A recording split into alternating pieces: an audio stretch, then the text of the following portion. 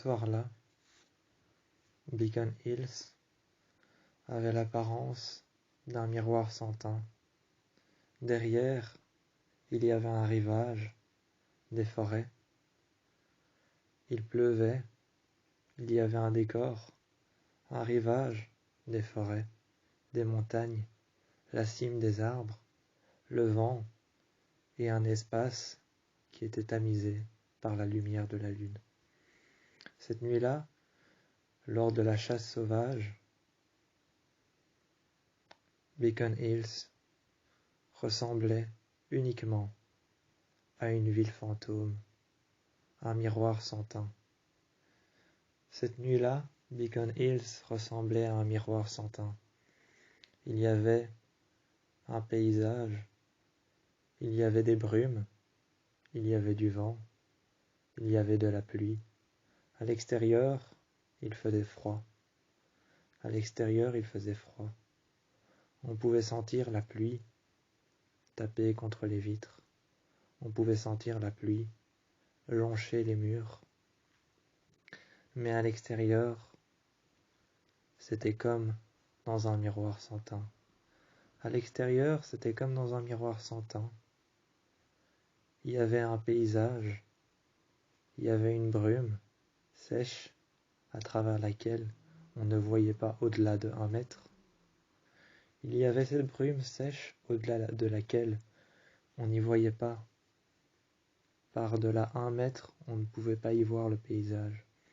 Il y avait cette brume qui recouvrait l'entièreté de Beacon Hills, ce paysage qu'on ne pouvait plus voir, ce paysage qu'on ne pouvait plus voir. Tel un miroir sans teint, on nous voyait de l'extérieur, mais de l'intérieur, on ne nous voyait pas. On pouvait se trouver à l'intérieur de chez nous, ce qu'il y avait à l'extérieur, on ne le voyait pas. On pouvait se trouver à l'intérieur ou à l'extérieur, peu importe l'endroit où on se trouvait. On ne voyait pas ce qu'on avait devant nous. Cette nuit-là, Beacon Hills ressemblait à une brume, à un nuage, à un miroir sans teint. Tout ce qui pouvait teinter la lumière de la lune, la lumière de l'extérieur. Tout ce qui pouvait teinter la lumière de l'extérieur, les néons, les lampadaires dans les rues, la lune qui éclaircissait l'entièreté de Beacon Hills, tout ce qui pouvait teinter la lumière qu'éclairait la lune, la lumière que faisait la lune, la lumière qu'elle éclairait sur Beacon Hills, les lampes, les néons, les lampadaires qu'il y avait dans les rues, les pancartes et les affiches sur lesquelles il y avait des néons réfléchissants. Une brume passait devant, à travers les rues, devant les pancartes, les affiches, les néons, les lampadaires, devant les lumières, les lampes de rue, d'extérieur et d'intérieur, les maisons allumées, les quartiers vides, les quartiers résidentiels, les quartiers pleins, les quartiers morts, les quartiers animés, à l'extérieur ou à l'intérieur, il y avait une brume grise, brune, noire, parfois même verte, qui teintait la lumière de l'extérieur. Corey, lui, était seul, chez lui. Il avait décidé de, tout comme Lydia, qui était à l'extérieur, qui participait au fait de devoir arrêter cette guerre entre ce monde-ci, celui de Beacon Hills, et celui de la chasse sauvage. Lydia tenait ses visions entre ses mains pour pouvoir arrêter la chasse sauvage. Entre les mains de Allison, il y avait son arc. Elle avait son arc à flèche entre ses mains. Tout comme Scott et Styles, qui étaient dans la Jeep, sur le chemin, pour arrêter la chasse sauvage. pour arrêter la chasse sauvage, tout comme Scott et Styles dans la Jeep sur le chemin pour pouvoir venir chercher Allison, qui était avec son arc, seul dans la rue, sous un lampadaire, estompé par le regard de la chasse sauvage, estompé par le regard de la chasse sauvage, ainsi que par les nuages de brume. Ils arrivèrent ensuite, Scott, Styles, Allison, Lydia. Ils arrivèrent tous dehors, on pouvait les voir, Lydia et ses visions. On pouvait voir Scott se transformant en alpha à la pleine lune. Styles dans la Jeep. On pouvait aussi voir les chasseurs sauvages dehors.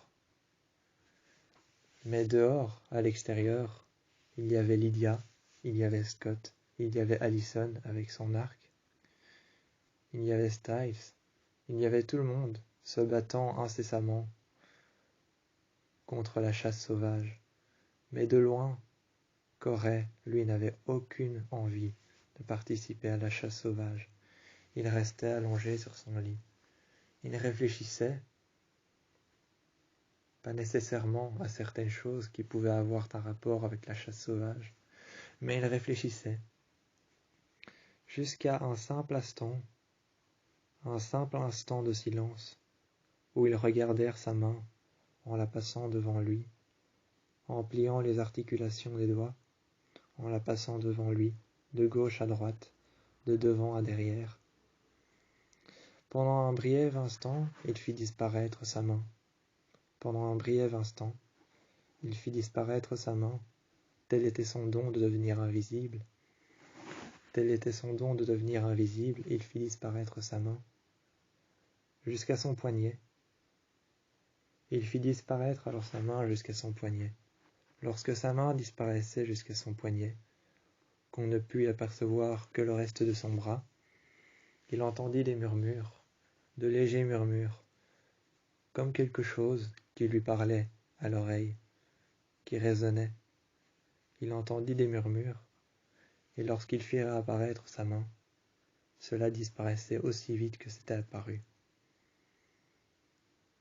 Il réfléchit alors pendant un instant, se demanda ce qu'il s'était passé. Est-ce que ça avait un rapport avec la chasse sauvage, avec cette brume peu spéciale qu'il y avait dehors, qui teintait la lumière de la lune, les lampadaires de l'extérieur? Est-ce que ça avait un rapport avec tout cela? Il essaya une nouvelle fois de faire disparaître sa main, la regardant de face, de dos, la paume, les articulations, l'intérieur, l'extérieur. Il plia les doigts, les articulations, regarda le bout de ses doigts, fit disparaître sa main jusqu'au poignet, et lorsqu'il fit disparaître seulement sa main jusqu'au poignet, serrant son poing, il pouvait entendre de plus en plus les voix qui devenaient de plus en plus fortes, mais tout en entendant un orage derrière, un éclair, le bruit d'un éclair, le bruit d'un orage, le bruit d'une tempête derrière ces voix, qui étaient en train de s'estomper peu à peu. Plus il serrait le poing, plus il pouvait entendre qu'il y avait un écho qui résonnait derrière. Mais ce qu'il ne savait pas, c'est que l'écho qui résonnait derrière, cet écho qui résonnait derrière, l'orage, la pluie, les éclairs, les gouttes d'eau qui jonchèrent les murs, qui tapèrent contre les vitres, qui atterrissèrent par terre et qui frappèrent le sol.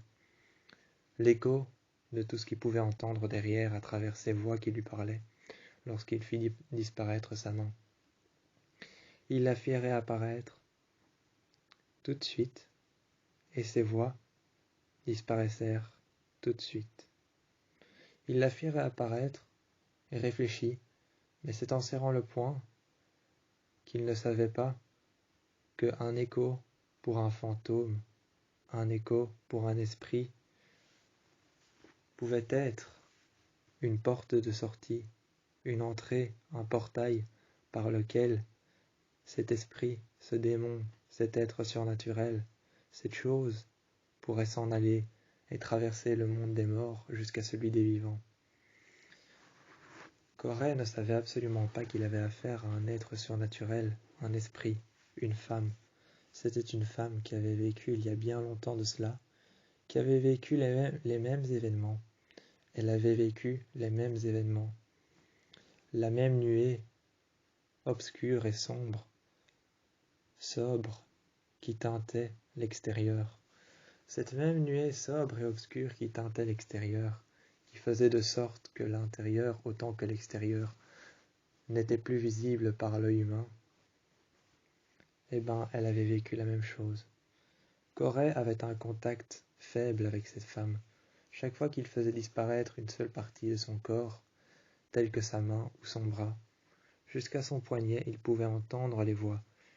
Il fit disparaître une nouvelle fois, le lendemain, tout son bras, chez lui. Le lendemain, le matin, il pleuvait. Les gouttes jonchèrent les murs de la maison, les briques étaient mouillées, les vitres étaient frappées par les gouttes atterrissèrent par terre, laissant un bruit d'écho derrière eux.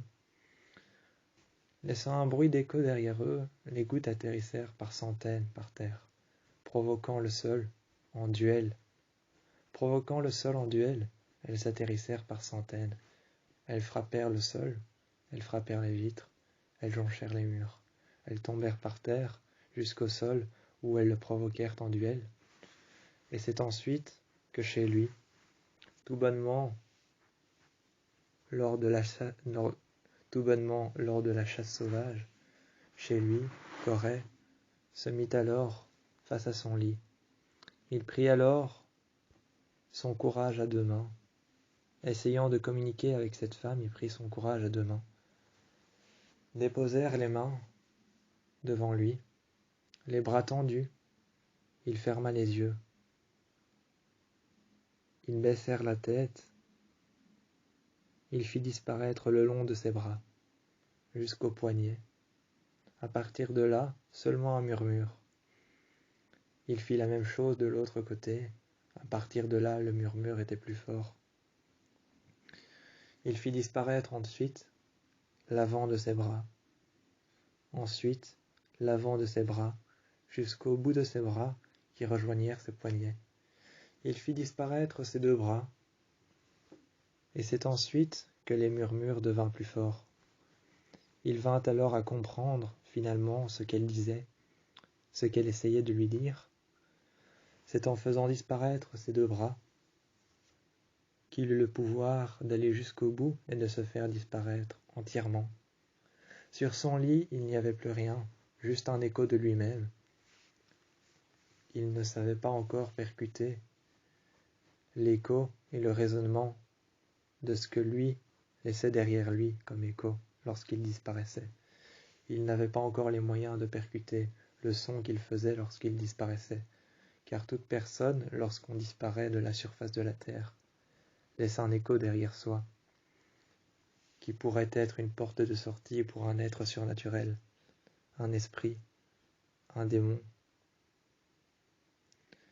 C'est alors que Corée, qui venait de se faire disparaître entièrement, entendit alors une voix plus claire, juste à côté de lui. Il entendit une voix plus claire, beaucoup plus claire, juste à côté de lui. Il releva la tête, il serra les mains, serra le poing, et il reprit alors ses deux bras, qu'il croisa. Tout en regardant par terre, il réouvrit les yeux. Il fit réapparaître tout son corps sur son lit, dans la même position. Il fit réapparaître tout son corps sur son lit, de la même position qu'il était avant, reprit ses bras, ses mains, qu'il avait serrées en poing. En vain, il continua à serrer les poings. Il reprit alors ses bras et ses mains qu'il réouvra grand. Ensuite, il réouvrit grand ses mains et il croisa les bras. Il releva la tête, il réouvrit les yeux et il vit en face de lui une femme qui s'était levée, une ombre au milieu de sa chambre, au milieu des ombres extérieures et intérieures, des vastes obscurs à l'extérieur, les vastes espaces obscurs, intérieurs et extérieurs, laissèrent une ombre dans sa chambre, l'ombre d'une femme, comme si elle avait les cheveux mouillés, que sa silhouette était grande, large, qu'elle imposèrent la violence, la haine. Elles imposèrent la violence, la haine, la vengeance et la rancœur. Elles en imposèrent beaucoup. Elles faisaient ressortir de la puissance, de la violence, de la haine, du pouvoir. Certaines choses qui paraissaient infâmes, certaines choses qui paraissaient infectes. Certaines choses infectes et infâmes, elles en faisaient ressortir les échos. Des échos de vengeance, des échos de puissance, des échos de mort, des échos sournois, des échos pernicieux. Elle faisait ressortir des échos pernicieux, des échos sournois, des échos malicieux, des échos perfides. Elle avait de la malice, elle était perfide, c'était un être surnaturel. Elle faisait ressortir les échos de plusieurs démons, plusieurs êtres surnaturels, plusieurs femmes et plusieurs hommes qui étaient morts. Corée entendit alors toutes ces voix à l'intérieur de lui-même. À l'intérieur de lui-même, il entendit toutes ces voix résonner, lui murmurer des mots, des voix, des endroits, des événements, des choses qui se sont passées. Mais ensuite, il fut face à cette femme qui apparut plusieurs fois dans sa propre chambre, chez lui. Cette femme apparut plusieurs fois et lui dit alors qu'elle avait vécu la même chose qu'il se passait actuellement dehors. Elle s'était mise à la fenêtre, avait posé sa main contre la fenêtre. Mais tout bonnement, lorsque Corée voulut la rejoindre à la fenêtre, elle disparut,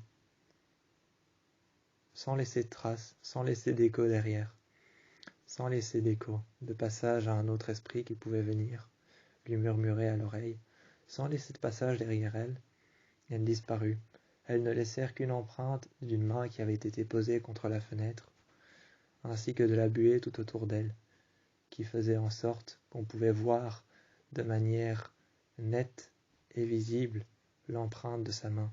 Il y avait de la buée, voire même de l'humidité intérieure, de la buée sur les vitres, et on pouvait voir qu'une main avait été dessinée comme si elle avait été posée à plat sur le verre.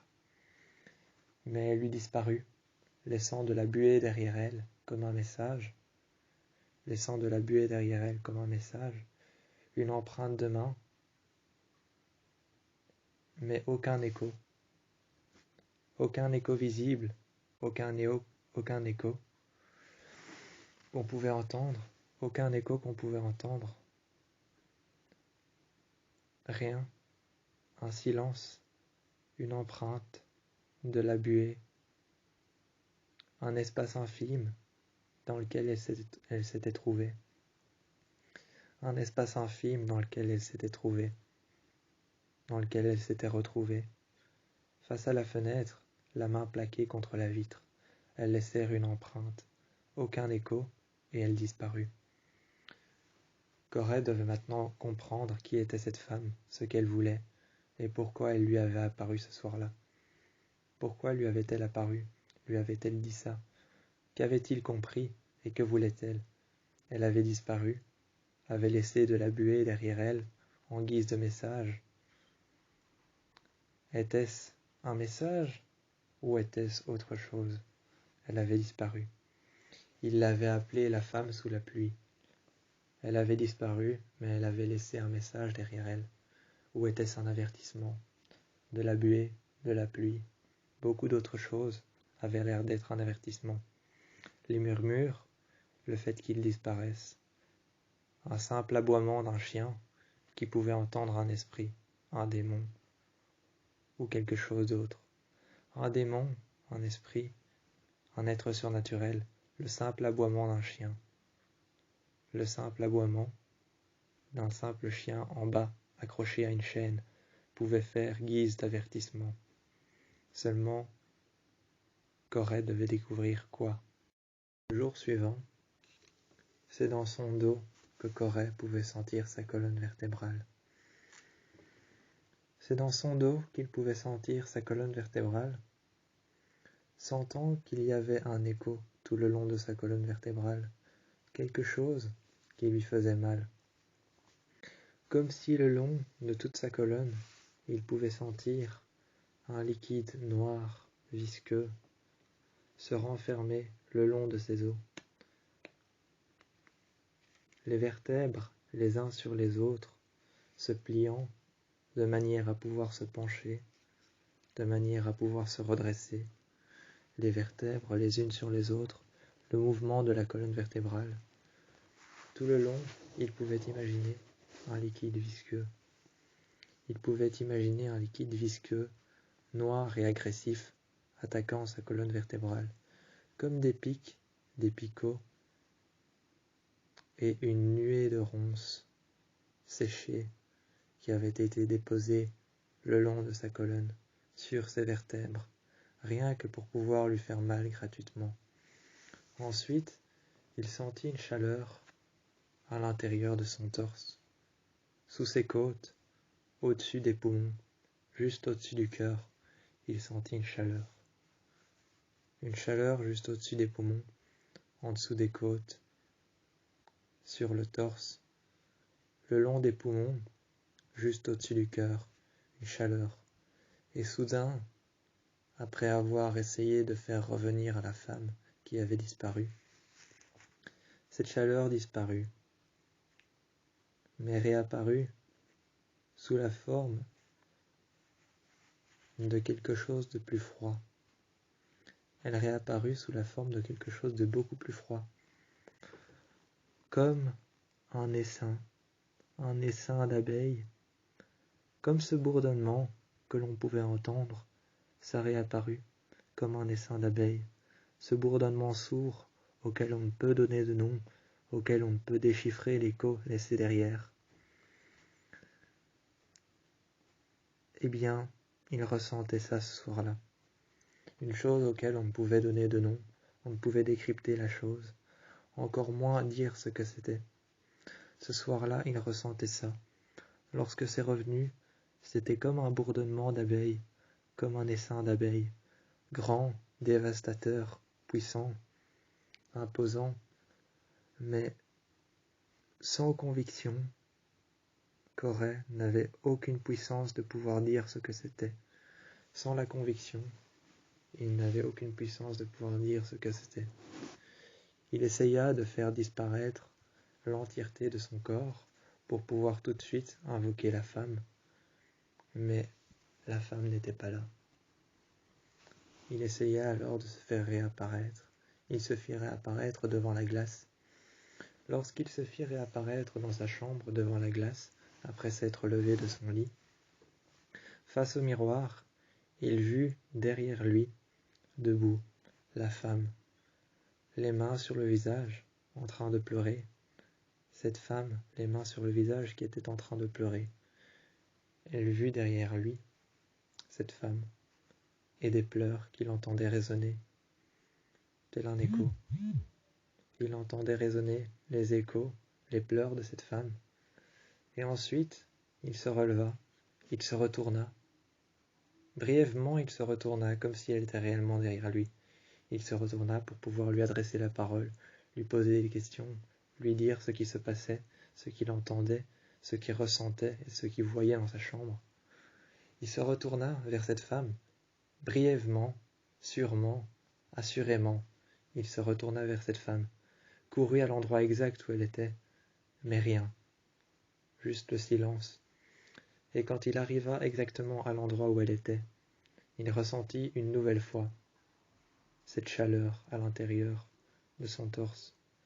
Il ressentit une nouvelle fois cette chaleur à l'intérieur de son torse, contre ses poumons, sur les parois de ses côtes, assurément contre son cœur, et ce poison qu'il avait le long de la colonne vertébrale, tel un cancer qui pouvait le ronger de l'intérieur. Il se sentait rongé, seul, rongé jusqu'à l'intérieur de la moelle épinière. Il pouvait se sentir rongé, rongé par quelque chose qu'il ne savait décrire comme étant de la colère, de la haine, ou même une vengeance, comme étant de la haine, de la colère, ou même une vengeance, comme étant une soif de pouvoir, de haine ou de vengeance. Il ne savait comment décrire la chose. Ce n'était pas une soif de pouvoir, ce n'était pas de la haine, de la vengeance, ou encore quelque chose de descriptible, mais il vit, à cet instant précis, que à l'endroit où se trouvait la femme derrière lui dans le miroir, quand il vint à courir, là où elle était exactement, à cet endroit précis, lorsqu'il ressentit à l'intérieur de lui la chaleur, le chaud contre son cœur, lorsqu'il ressentit la chaleur, le chaud qu'il y avait contre son cœur, contre ses poumons, contre ses pectoraux, le long de son torse, de ses côtes, ce chaud qu'il y avait à l'intérieur de lui, du chaud qui ne faisait que augmenter, soudainement, lorsqu'il vit apparaître 2 empreintes contre la vitre. Il s'était dit que la femme était soit à l'extérieur, appuyant les mains contre la vitre, soit à l'intérieur, dans sa chambre, mais il ne la voyait pas encore. Soit à l'intérieur, dans sa chambre, mais il ne la voyait pas encore. Appuyant les mains contre la vitre, soigneusement, réfléchissant à quelque chose, la tête vers le bas, Corrès s'était dit « Soit le chaud que je ressentais a disparu et s'est transformé en un froid glacial à l'intérieur de mes poumons, à l'intérieur de mon cœur. Chaque battement de cœur lui faisait peur. Ayant peur que ce soit sa température qui ait baissé, chaque battement de cœur lui faisait peur, de plus en plus peur, comme s'il avait peur pour sa vie que cette chose soit menaçante, ou que sa température baisse et qu'il vînt à mourir seul sur son lit. Cela l'horrifiait à l'idée de savoir que peut-être sa température était en train de baisser, à l'idée qu'il soit à l'endroit où un mort se trouvait actuellement dans le miroir lorsqu'il s'est regardé. Chaque battement de cœur lui faisait peur. Il avait l'impression qu'à chaque battement de cœur qu'il pouvait écouter, sentir, ou même entendre, il avait l'impression que son cœur battait tellement fort que ça frappait contre ses côtes. Il en avait peur que chaque respiration puisse briser l'une de ses côtes. Il en avait peur que chaque battement de cœur puisse briser l'une de ses côtes. Se retrouvant sans côte, sans rien, juste avec un froid glacial à l'intérieur, une colonne vertébrale brisée, un esprit perturbé, se disait-il, ce pourrait être ça le message passé, ce pourrait être ça qu'il y a dans ma chambre, ce pourrait être ça, quoi d'autre ça pourrait être? Ça pourrait être un être surnaturel qui n'a pas de nature, ou ni même de nom, ou encore moins de règles à respecter, car la nature a une règle pour tout. La nature a une règle pour tout, même pour les êtres surnaturels. Sache qu'on a même fait un livre sur les êtres surnaturels, le bestiaire, recueillant chaque être surnaturel de cette ville. Chaque être surnaturel de cette ville est recueilli dans le bestiaire que détient Allison.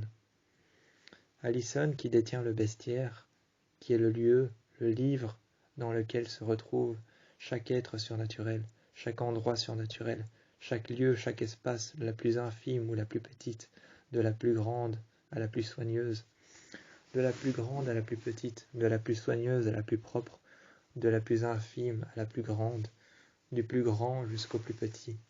Chaque être surnaturel était répertorié à l'intérieur de ce livre, à l'intérieur de ces pages, chez les Argent, dans la chambre de Allison, sous son lit. Il y avait l'entièreté des êtres surnaturels dans un livre. Alors cette chose était-ce un nouvel être surnaturel que Corrès avait fait venir?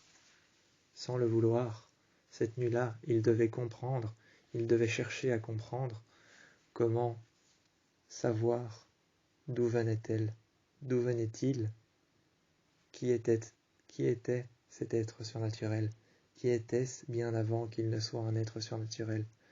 D'où venait-il et qui était-il? Il fallait juste le comprendre. Il sortit alors son PC, qu'il mit devant lui, fit de recherche et tomba sur un article. Un article simple et basique. Il fit de recherche sur les échos, qui étaient apparemment des portails, laissant une porte derrière eux pour les êtres surnaturels et les esprits. Les échos étaient une porte pour les esprits et les êtres surnaturels, laissant un écho derrière eux. Chaque personne qui disparaissait ou qui mourait laissait un écho, ce qui pouvait laisser transparaître une porte, et qui à travers cette porte pouvait laisser transparaître un esprit, invisible à l'œil nu, intouchable, impalpable. L'être humain ne pouvait pas le comprendre, le voir, ni même l'entendre. Quelque chose que l'on ne peut pas voir, entendre, ni même comprendre, est incompréhensible pour l'humain. Mais pourtant, Corée en a la certification. Corée en a la certification, car juste devant lui, cette femme était là, le fixait dans le noir. Cette fois-ci, elle n'était pas venue seule. Elle n'était pas venue seule. Cette femme, dans sa chambre, qui lui apparaissait, tenait dans sa main un couteau, lui-même rempli de ce que l'on pouvait apercevoir être du sang, car à travers les nuées de gouttes qui tombèrent de ses cheveux, tels des cheveux mouillés, les nuées de gouttes qui tombèrent, à travers une seule, qu'aurait pu apercevoir que le couteau n'était pas simplement un couteau qui avait été trempé dans de l'eau, qui était mouillé actuellement, telle la lame qui transparaissait à travers la lumière de la lune qui transparaissait à travers la lumière de la lame, la lumière de la lame qui réfléchissait contre la lune. Ce n'était pas qu'un simple couteau, c'était surtout un couteau qui avait été plongé dans du sang. La goutte qui était tombée était une goutte de sang, pas une goutte de pluie. Ce couteau avait été trempé dans un amas de sang. Avait-il servi à quelque chose? À quoi avait-il servi? Seulement, cette femme était entièrement mouillée. Mouillée de quoi? Il ne le savait pas encore. Était-ce de l'eau? Était-ce du sang? Était-ce un bain de sang dans lequel elle venait de tomber, de plonger, ou de se plonger elle-même à l'intérieur? Venait-elle de se jeter à l'intérieur d'un bain de sang, ou était-elle tout simplement sortie la nuit, se donnant la mort, dehors, dans le froid, dans l'obscurité, se donnant la mort dans le froid, dans l'obscurité, dans une ruelle sombre et petite, infime et légère entre deux grands quartiers résidentiels? Elle s'était peut-être donné la mort là-bas.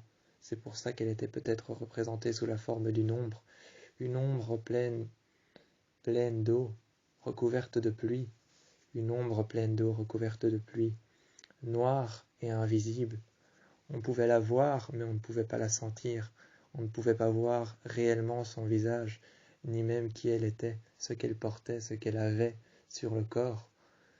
Avait-elle des traces sur les bras? Avait-elle des marques sur le visage? Avait-elle été marquée à certains endroits? Qui était-elle? On ne pouvait pas l'apercevoir en tant que personne humaine, mais on pouvait l'apercevoir en tant qu'ombre noire et obscure, recouverte d'eau et de sang.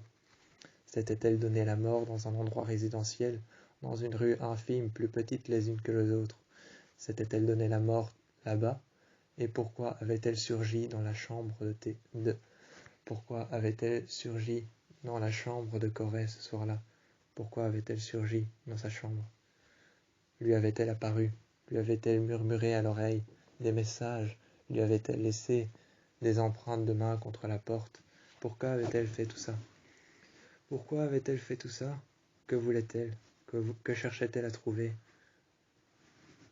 Corée n'avait pas encore d'idée par rapport au fait que cette femme pouvait bel et bien être quelque chose qu'elle recherchait. Cette femme pouvait bel et bien être quelque chose qu'elle recherchait. Il fit alors appel à Lydia, qui vint dans sa chambre le jour suivant pour pouvoir l'aider. Il fit appel à Lydia, qui vint dans sa chambre le jour suivant. Ce qui allait précéder ce jour-là était des plus horribles et des plus sournois. Seulement il ne savait pas que cet être surnaturel était encore une fois quelque chose de bien réel qui avait réellement existé. Lydia, le jour suivant, était arrivée dans sa chambre, s'était assise sur le lit. Au milieu de la pièce, il était resté figé pendant des heures. Elle y était restée figée pendant des heures au milieu de la pièce, fermant les yeux, serrant le poing, ouvrant les bras sur les côtés, ouvrant les bras sur les côtés, regardant sur les côtés, à droite et à gauche, la tête penchée, légèrement à droite, légèrement à gauche, les bras figés contre son corps. Elle pouvait ressentir une puissance plus que surnaturelle, mais qui était compatible à elle-même, compatible à la banshee qu'elle était. Cette puissance surnaturelle qu'elle pouvait ressentir était compatible à elle-même, la banshee qu'elle était. Cette puissance était compatible. Alors elle s'est mise sur le lit de Corée. Corée s'est assis à côté d'elle. Elle lui a donc dit: ce n'est pas un esprit, c'est pas un être surnaturel, c'est pas une femme. Tu as affaire à la toute première banshee qui a existé dans ce monde. Tu as affaire à la toute première banshee qui a existé dans ce monde. La toute première. Corée répondit avec un air simple: oui. Et qu'est-ce que ça a à voir avec ce qui me traque dans ma chambre? Qu'est-ce que ça a à voir avec ce qui me traque dans ma chambre? La toute première banshee qui a existé dans ce monde n'est pas la plus simple à comprendre, la plus simple à faire disparaître, et la plus gentille. Elle est méfiante, elle est perfide, elle est rusée, elle est malicieuse. Elle est signalée et elle est compatible, mais dans le bestiaire, il y a un article qui parle entièrement d'elle. Elle est signalée comme étant l'intermédiaire d'un démon. Elle est signalée sous la forme d'intermédiaire, comme étant une communication entre le monde des morts et une communication entre le monde des vivants. Elle est dit comme étant un démon, comme étant un être surnaturel, comme étant un esprit. Mais elle n'est ni un esprit, ni un être surnaturel, ni un mort, ni une femme. Elle est juste une banshee, mais elle est plus perfide, plus rusée, plus sournoise que tu ne le crois. Elle va te faire croire des choses, mais il faut que tu trouves le moyen de ne pas croire ce qu'elle va te dire, te faire voir, te faire entendre, te faire ressentir. Si tu as déjà ressenti un chaud ou un froid à l'intérieur de ta poitrine, contre ton cœur et tes poumons, tu peux déjà être sûr et certain qu'elle a commencé à se servir de toi comme étant un pantin. Elle va se servir de toi, s'approcher de toi, de plus en plus. Elle va s'approcher de toi, se servir de toi. Comme étant son pantin, tu deviendras la personne qu'elle va manipuler. Tu deviendras la personne qu'elle va manipuler, tu deviendras son pantin, son hôte. Et ensuite, elle va essayer de te faire voir, de te faire entendre, de te faire deviner des choses que tu ne comprendras pas. Car perfide et rusée elle est, mais sournoise et intrépide, elle restera. Elle est la banshee. Elle est la banshee, la première ayant mis fin à ses jours. Elle est la première banshee comme étant considérée comme étant un être surnaturel. Elle est la première comme étant considérée comme un être surnaturel, comme un démon, comme un esprit, car elle est aussi une banshee, un être surnaturel, mais elle est aussi la première à avoir mis fin à ses jours, car d'ici là, aucune banshee, depuis la lignée qu'il y a derrière moi, n'a mis fin à ses jours. Tu es à présent son hôte, et je ne peux que te dire que je suis désolé, car il n'y a que l'hôte de la banshee qui peut découvrir ce qu'elle veut, ce qu'elle te veut, pourquoi elle est là. Si elle veut repartir, c'est juste ça que tu dois découvrir. Si elle veut autre chose, tu es le seul à le savoir. Tu es son hôte, tu es la seule personne à pouvoir découvrir ce qu'elle veut réellement. Seulement, tu as de la chance, car très souvent les banshees ne souhaitent qu'une seule chose lorsqu'elles sont prisonniers en tant qu'intermédiaires dans le monde des vivants et des morts: repartir dans leur monde. Tu dois le découvrir à ta manière, à ta façon. Corée était vide vide de pensée, il ne savait plus quoi penser, comment réfléchir.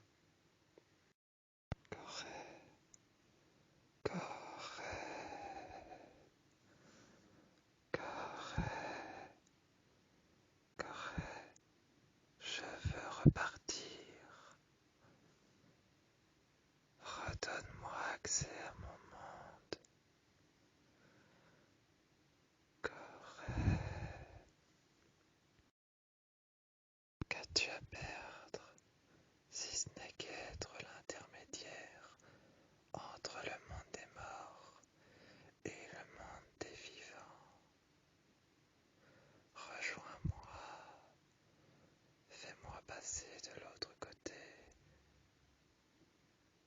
Rejoins-moi, donne-moi l'accès.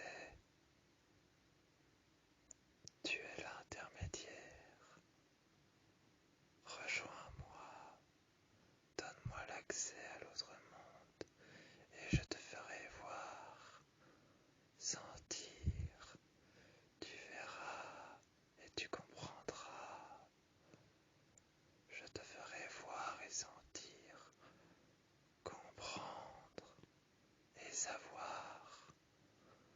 Fais-moi sortir de l'intermédiaire du monde des vivants. Rejoins-moi au monde des morts. Corée était laissé sans voix, sans même comprendre ou savoir à quoi il avait affaire. Il était laissé sans voix. Il était délaissé, seul. Lydia l'avait aidé à comprendre ce qu'était cette chose, qui elle avait été et ce qu'elle voulait. Mais seulement, elle lui avait aidé à comprendre ce qu'elle voulait. Mais ce qu'elle voulait, c'était Corée qui devait le découvrir. Maintenant, c'était à lui de savoir ce qu'elle voulait réellement, ce qu'elle veut savoir, ce qu'elle voudrait devenir, où elle voudrait aller, qui elle voudrait être, ce qu'elle est. Il était maintenant au tour de Corée de comprendre ce qu'elle voulait réellement, lorsqu'il se mit à entendre des voix, telles que cette femme qui pouvait être en train de lui parler,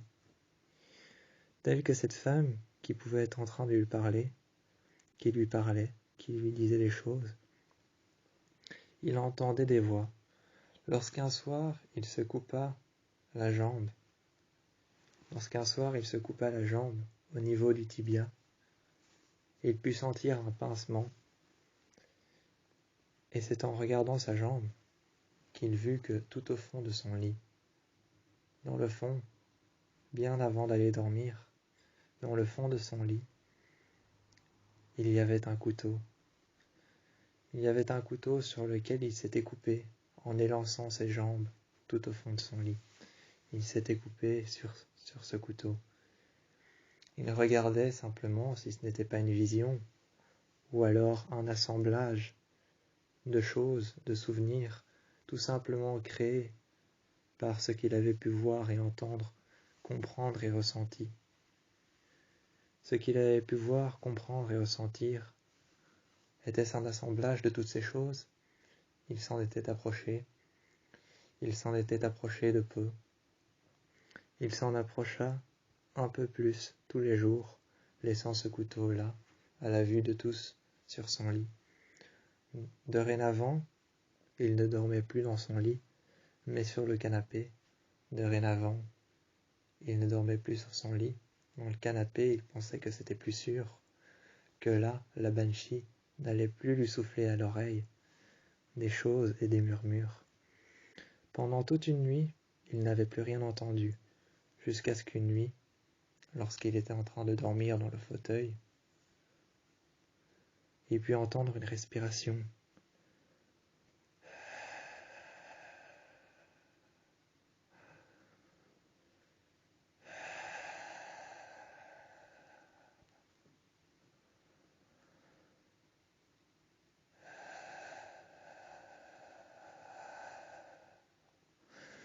Cette respiration était si calme, si pure, si simple, qu'on pouvait carrément et presque la comparer ou même voir se tromper et y croire qu'à l'intérieur de l'endroit dans lequel on dormait et on séjournait, on pouvait y croire qu'il y avait une brise de vent, tout bonnement, qui nous passait juste au-dessus. On pouvait croire qu'il y avait une brise de vent qui nous passait tout au-dessus, tout le long du corps, qui rejoignait nos jambes et qui remontait jusqu'à nos côtes. On pouvait croire une brise de vent, cette respiration si pure, mais à la fois si menaçante, si froide et si glaciale.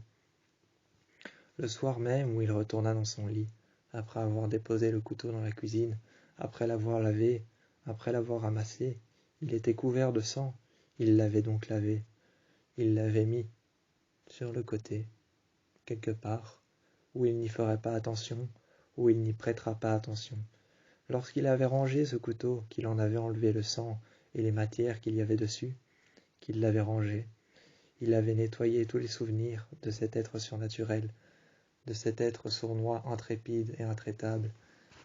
Intrépide, intraitable, sournois et malicieux, cet être qu'il y avait dans sa chambre ne laissèrent plus aucune trace pendant un certain temps, jusqu'à ce qu'il lavèrent le couteau, qu'il le mit sur le côté, dans un endroit dans lequel il ne le remarquerait pas. Cet endroit dans lequel il ne le remarquerait pas, il le laissa sur le côté. Il n'y prêta tout bonnement pas attention, mais c'est ensuite qu'un soir, s'acharnant sur lui, la femme au visage noir, la femme sous la pluie comme il l'avait appelée, s'acharnant sur lui, lui lança un couteau à la tête. Lui lançant un couteau à la tête, il vit ce couteau apparaître, traverser la pièce et se forger une entaille dans le mur pour pouvoir s'y presser et s'y empresser à l'intérieur. S'y empressant de forger une entaille à l'intérieur du mur, laissant son empreinte et laissant le couteau pointe à l'intérieur du mur, embroché à l'intérieur du mur. Embroché à l'intérieur du mur, pointe vers le bas. On pouvait voir que le couteau était enfoncé dans le béton, enfoncé dans la tôle, enfoncé dans le béton, enfoncé dans les poutres, enfoncé dans le mur. Cette femme s'était tout bonnement acharnée sur lui, lui jetant un couteau à la figure, ce couteau qui s'était enfoncé, laissant une trace, une marque, une fissure sur le mur, la lame dans le mur, dans le béton, dans la tôle et sous les poutres. On pouvait y voir qu'il y avait la trace du couteau, tout bonnement lorsque le couteau avait été jeté juste à côté de Corée, juste à côté de lui. La lame disparut, le manche tombèrent par terre. Ils ramassèrent le manche du couteau, la lame qui avait disparu, qui tenait tout bonnement le couteau dans le mur. La lame qui avait disparu, il prit le manche par terre. Le manche fit réapparaître alors une seconde lame. Il s'était dit que sûrement c'était un manche qui faisait apparaître une lame seulement quand il était en contact avec de la peau humaine, de la chair.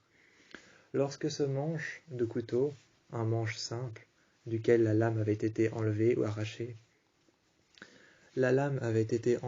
arrachée, tout bonnement défaite de son manche, ce couteau avait été rendu céleste par une force surnaturelle. Ce manche ne faisait qu'apparaître une lame différente selon la manière dont tu l'imagines. Ce manche fait apparaître une lame selon la manière dont tu l'imagines. Grande, petite, lame de rasoir, crantée, grande, petite, infime, ou encore provocante, marquante, coupante. Peu importe la sorte dont tu l'imagines, elle te faisait apparaître une lame. Tu imaginais un couteau, une lame de couteau, une lame céleste, une dague sur laquelle il y avait un sabre, une dague qui détenait un sabre. Le manche que tu tenais en main avait un rapport tout de suite, avait un raccord avec la chair fraîche de ton corps. Lorsque ce manche, cette dague céleste, ce manche avait un rapport avec la chair de ton corps, lorsque cette dague céleste avait un raccord direct avec la chair fraîche de ton corps, avec la chair de ton corps, la chair et le sang, la peau et la chaleur de ton corps, les veines qu'il pouvait ressentir. Le manche avait comme une conscience, il pouvait ressentir le sang chaud couler à travers les veines, le mouvement des veines traversant tes bras, tes muscles se contracter, la chaleur de ton sang, chaque battement de cœur, chaque pulsation, chaque respiration à travers tes poumons, l'air filtré. Lorsque le manche ressentait tout ça, l'air filtré, les pulsations de ton cœur, les battements, la respiration, l'air qui était filtré à travers les alvéoles de tes poumons. Ensuite, le contact charnel avec la chair, avec les os, avec la peau, avec la chair, avec les os, avec la peau. Ensuite, le contact charnel faisait apparaître la lame que tu imaginais. Il faisait apparaître la lame que tu imaginais. En tête, il n'avait qu'une seule image, un couteau, assez grand pour pouvoir se blesser rien qu'en le prenant. Assez grand pour pouvoir se blesser rien qu'en le prenant. Il eut l'image de ce couteau. Il prit ensuite le manche par terre qui fit apparaître l'image même de ce couteau. La lame apparut, et il s'en prit alors à cette femme, qui lui répondit alors tout simplement en levant le bras vers lui, en tendant la main et en écartant les doigts. En tendant la main, en écartant les doigts, le bras bien tendu, il lui dit alors « Stop, arrête-toi !» Corée se mit alors face à la femme, qui lui disait « Écoute, tu ressens ce que je ressens, tu vois ce que je vois, tu as le don de pouvoir m'envoyer là où je désire, tu as le don de pouvoir m'envoyer là où je le désire, trouve le moyen. » Corée, qui venait tout juste d'entendre ça, prit alors la lame qu'il avait fait apparaître avec le manche, en contact charnel avec lui-même. Il l'enfonça alors dans la silhouette qu'il avait vue apparaître, qui venait de lui dire stop, d'arrêter d'imaginer comment pouvoir se débarrasser d'elle, car il était impossible de se débarrasser d'elle. Était-ce réellement vrai qu'il était impossible de se débarrasser d'une banshee morte, décédée depuis longtemps, qui était sûrement déjà enterrée sous terre dans un cercueil, avec une pierre tombale en son hommage, sculptée par l'un des plus grands sculpteurs, une pierre tombale en son hommage avait été sculptée, avait été faite, dans laquelle elle avait été enterrée sous terre, elle était sûrement déjà en train de pourrir. On pouvait sûrement la voir déjà en train de pourrir, en pleine putréfaction. L'odeur devait être infâme dans le cercueil. Le cercueil devait être recouvert de soie blanche qui était couvert de pourriture, d'un amas de pourriture noire sur les côtés. Le corps devait être en pleine putréfaction, rongé par les vers jusqu'à la moelle épinière. On pouvait y voir le corps se décomposer. À travers ses yeux, Corée tenait le couteau, mais ses mains tremblaient. Ses mains tremblaient, on pouvait y voir qu'il tenait le couteau, le contact charnel qui avait fait apparaître la lame qu'il avait imaginée. Ses mains tremblaient, il avait tellement peur, car à l'intérieur des yeux de cette femme, il pouvait voir tout ce qu'il venait de décrypter. À l'intérieur des yeux de cette femme, il pouvait voir tout ce qu'il venait de décrypter. La putréfaction, la haine, la colère, la rage, la vengeance. Il pouvait y voir tout ça, il pouvait le ressentir à travers lui. Il pouvait sentir ce poison le long de sa colonne vertébrale, le chaud et le froid se mélanger en même temps contre ses poumons et contre son cœur. Le long de ses côtes, il pouvait sentir à chaque étage, le long de ses côtes, de la première jusqu'à la dernière, à chaque étage, le long de ses côtes, du haut jusqu'au bas, il pouvait sentir le chaud et le froid se mélanger. Les hommes ont littéralement 13 côtes, voire plus. Les hommes ont littéralement 13 côtes de chaque côté. À chaque étage qui se succédait le long de ces côtes, il pouvait sentir que le froid et le chaud se mélangeaient. Il pouvait sentir que le froid et le chaud se mélangeaient. Il tenait le couteau fermement, on ne savait plus le lâcher, mais on pouvait y voir la lame qui tremblait, sur lequel une goutte de sang est apparue au point le plus infime du bout du couteau, au point le plus infime du bout du couteau, au point le plus coupant, le plus pointu de la lame, est apparue une goutte de sang qui a jonché le long de la lame, qui est apparue jusqu'au manche de la lame, qui est apparue jusqu'au manche de la lame, qui a coulé le long de sa main. Cette goutte ne s'arrêtait pas de couler le long de son bras. Jusqu'à son bras, ils levèrent le bras vers le haut, et cette goutte tombèrent encore le long de son épaule, traversant son corps, son torse, son buste, ses pectoraux, jusqu'à son ventre, ensuite le long de ses côtes. Il vit partout qu'il y avait plein de gouttes le long de ses bras, plein de gouttes de sang le long de ses bras, qui étaient en train tout bonnement de tomber vers le bas. Ils regardèrent ses bras, et ces gouttes ne cessèrent de traverser son corps, arrivant jusqu'à ses épaules, traversant les clavicules, traversant son cou, tombant par le milieu, traversant ses omoplates, traversant ses bras, son corps, ses épaules, les clavicules, arrivant jusqu'au cou et tombant par le milieu, entre ses pectoraux, le long de son ventre, traversant le côté des épaules pour arriver enfin jusqu'au bout des épaules, pour arriver enfin tout bonnement à traverser les côtes, à arriver par terre le long de sa jambe. Il vit les gouttes enfin atterrir par terre sur son lit.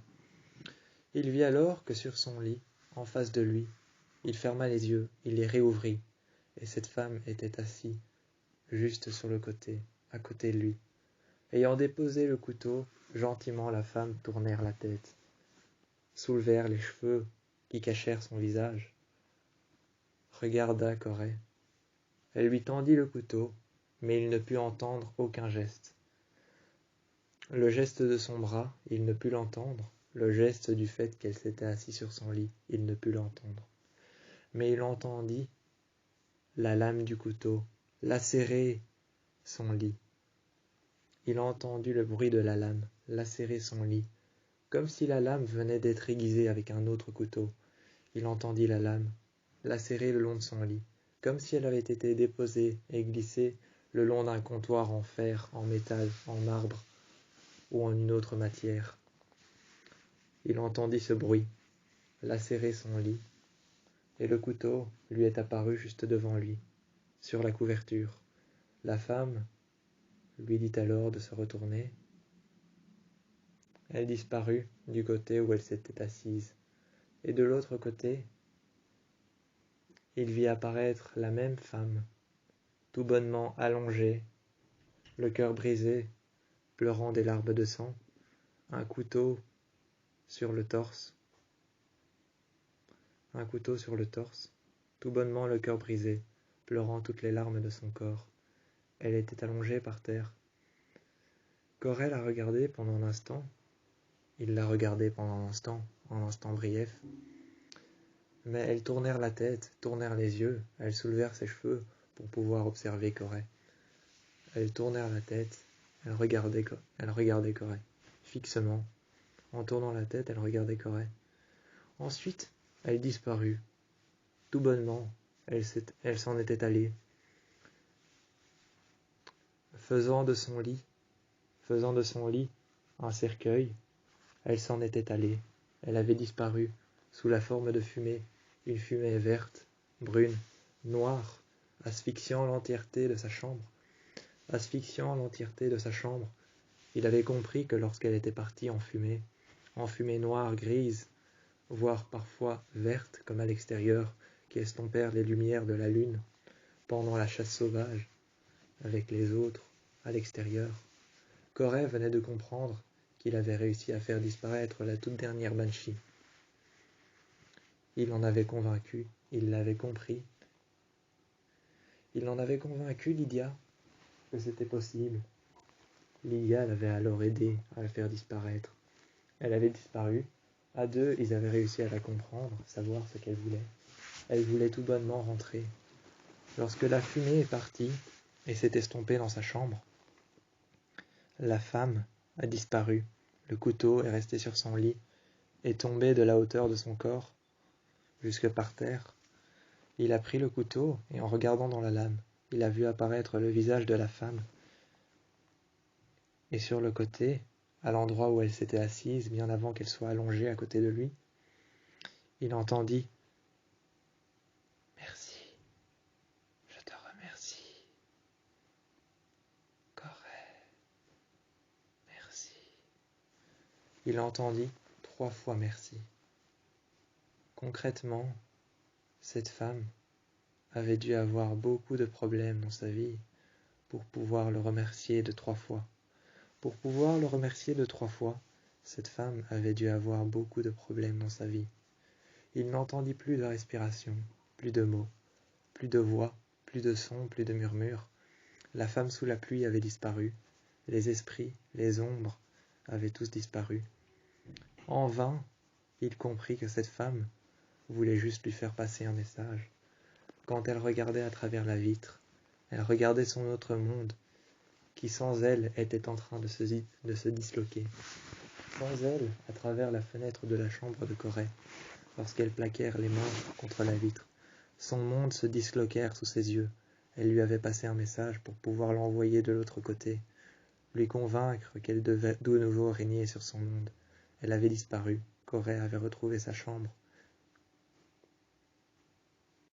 Le lendemain, il vint à rejoindre Mason, l'attendant à l'entrée du lycée.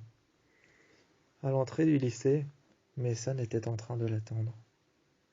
C'est alors que plus tard, Mason qui attendait Corée qui sortait de sa voiture et qui rejoignèrent Mason.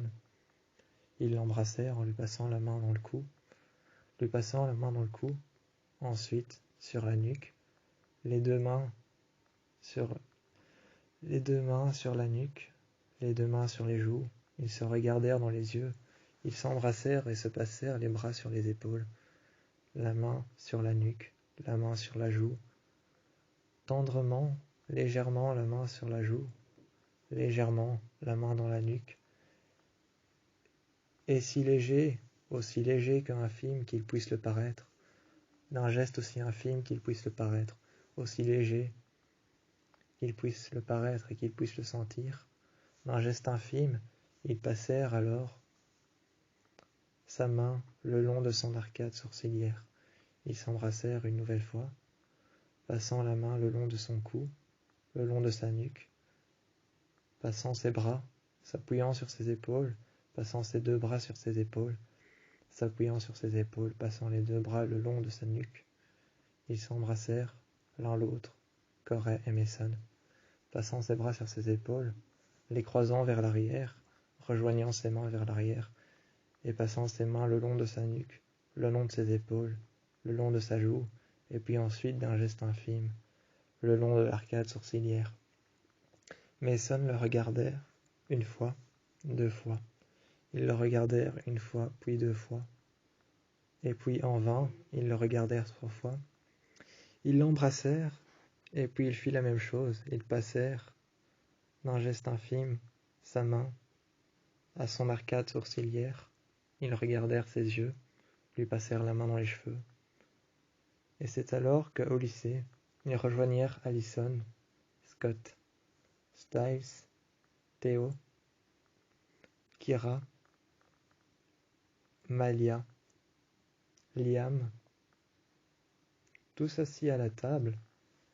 Liam, Malia, Kira, Mason et Corey rejoignirent alors Scott, Styles, Allison, ainsi que Theo, qui étaient tous en train d'attendre et de regarder le bestiaire, de passer en revue chaque être surnaturel, chaque lieu surnaturel, chaque endroit qui pouvait se trouver et qui pouvait être à Beacon Hills, se trouvant et étant à Beacon Hills, chaque endroit et chaque lieu surnaturel, ils le passèrent en revue, lisant des articles à la bonne intonation, lisant les lignes, les phrases, les pages, les lettres et les articles sur les êtres surnaturels les lieux et les endroits, ce qu'ils avaient vu, ce qu'ils avaient combattu, ce qu'ils avaient pu voir et ressentir.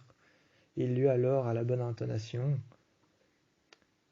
chaque lettre, chaque article, chaque texte, chaque phrase, de manière haute et intelligible. De manière haute et intelligible, ils lisèrent chaque texte, chaque phrase, chaque mot, chaque point, à la ponctuation juste, sous chaque intonation. Ils lisèrent ensemble, chaque texte, ensemble. Et Théo, sur son côté, de son côté de la table, sur son côté à lui, regardèrent les images de chaque être surnaturel et prenèrent des photos avec son GSM. Ils prirent des photos avec son GSM. Et ensuite, sur l'autre côté de la table, à l'inverse de Théo, sur son côté à lui, Corey regardèrent une lettre qu'il avait trouvée face à son lit lorsque la femme avait disparu en fumée. Cette fumée qui s'était estompée autour de lui, qui avait recouvert sa chambre d'une fumée noire et verte comme à l'extérieur. Il avait compris la femme et elle avait disparu. Il lui avait laissé une lettre juste à l'avant de son lit, par terre. Posée par terre, il l'ouvrit, aux côtés de Allison. Lydia qui lui demandèrent qu'est-ce que c'était. Il lui dit alors « Rien ». Il ouvrit la lettre et lut alors à la ponctuation juste, de manière haute et intelligible dans sa tête, de manière haute et intelligible à la ponctuation juste, chaque texte, chaque mot, chaque phrase, chaque ponctuation à la manière intelligible, d'une manière intelligible et à la manière qu'il fallait. Chaque texte, chaque phrase, chaque mot, chaque ponctuation était dite. Chaque ponctuation, chaque mot, chaque texte et chaque phrase était dite. Chaque phrase avait été dictée soigneusement, était dite et était lue avec précaution par Théo. Cette lettre était lue avec précaution par Théo, car ce que Corey ne voyait pas, Théo le voyait. Ce que Corey ne voyait pas, c'est qu'en lisant cette lettre, lorsqu'il avait dit que ce n'était rien, à travers la lettre laissée par un fantôme, un être surnaturel, lettre laissée par un être surnaturel, un esprit, cette lettre n'était tout bonnement pas écrite sur du papier, mais lorsque Corey pouvait la tenir, on y voyait au travers les lettres, les mots, les ponctuations et la manière intelligible dont il fallait la lire. Théo sut lire la manière dont il fallait la lire. De la manière dont il fallait la lire, Théo sut lire chaque mot, chaque lettre, chaque phrase, chaque texte et chaque passage de la lettre. Lorsque le secret avait été mis à découvert, par accident, Corey posèrent alors, ils posèrent alors le secret qui avait été découvert par accident, ils posèrent sur la table cette lettre face à Allison, face à Liam, face à Kira, face à Malia, face à Théo, face à Styles, face à Scott. Ils posèrent alors cette même lettre sur la table et il lut à voix haute, sous la voix de la femme, il lut à voix haute. Cher Corey, je ne te connaissais peut-être pas avant, mais tu as compris, tu as su, tu as senti, vu et ressenti ce que j'ai essayé de te dire. J'ai essayé avec beaucoup de gens pendant des millénaires de faire face à cette impitoyable injustice. J'ai essayé de faire face à cette impitoyable injustice pendant très longtemps, pendant des millénaires. J'ai essayé de faire comprendre aux gens que je voulais rejoindre mon monde. Mais si tu ne le savais pas, si tu ne le voyais pas, si tu ne me comprenais pas, c'est que tu as dû apprendre à me comprendre. Je remercie aussi ta copine Lydia et tes amis d'avoir fait attention à ne pas abîmer mon monde en essayant de réparer le leur. Je te remercie de m'avoir donné ma liberté. Signé La femme sous la pluie. Allison, Scott, Styles, Théo et tous les autres, Malia et Liam, avaient tous les yeux rivés sur Corey qui était en train de lire. Ils avaient tous les yeux et le visage, le regard suspendu aux lèvres de Corey qui lisait cette lettre, les remerciant d'avoir sauvé leur monde et d'avoir fait attention aux siens. Ils avaient tous le regard suspendu à ses lèvres. Mais soudainement, le regard fixé sur la lettre déposée sur la table, Allison, Scott, Styles, Malia, Liam, Théo et Corey vit la lettre disparaître dans un nuage de poussière qui s'estompèrent tout autour d'eux. La lettre avait disparu dans un nuage de poussière, un nuage de fumée comme la femme avait disparu. La lettre laissèrent derrière elle un soupir